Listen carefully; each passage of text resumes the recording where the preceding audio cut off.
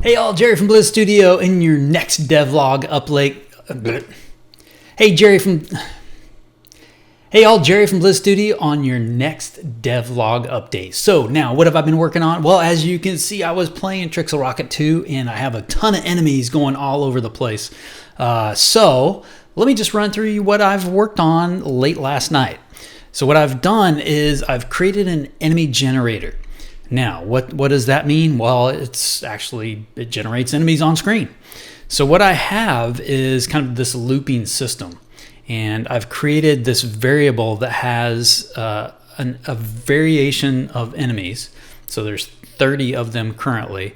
They're all the same enemy, but they have different pathings on how they get into the planet. So it adds some variety of where these things are coming from. And so I'm storing all those in this array.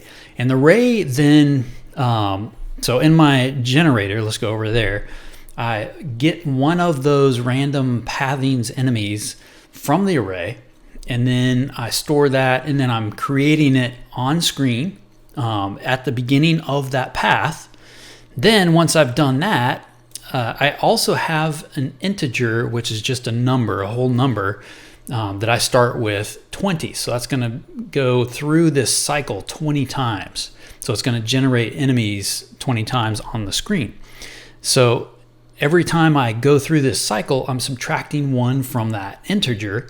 So it goes from 20 to 19 to, so on and so forth. Then I'm going over here and comparing to see what that number is. So I'm checking to see if it's down to 0. Once it's down to 0, I'll just go off and end at an empty state. So there's nothing else to do. I'm not going to generate more enemies on screen.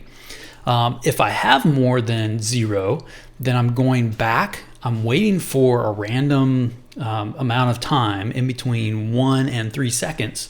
And then if that, or once it's kind of chosen a random time in between those 2 points, then it's going to go back and start the cycle all over, create another enemy. Then it goes back through the cycle, continues and goes through. So that is my enemy generation system. Over here in my prefabs, I have all those different enemies. So it's really just one enemy and then 30 different paths. And so it just starts at the beginning of the path and then follows the path into the planet. And so again, the cycle is just grabbing one of those 30 paths, putting it on screen. The enemy starts to move in that pathing.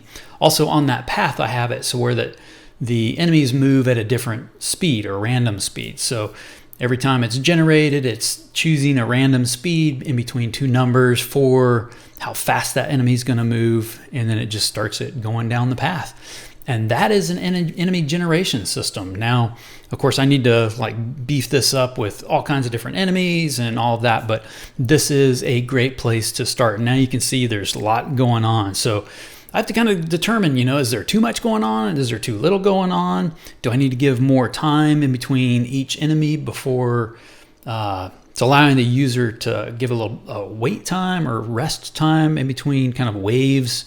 So there's some things I need to figure out, but anyway, it's great having tons of enemies on there. And all I need to do is if I want to have there be a lot more enemies in that cycle, I just go to my little integer that I have up here that is the number of enemies that I want to spawn on the screen right here, enemies to spawn.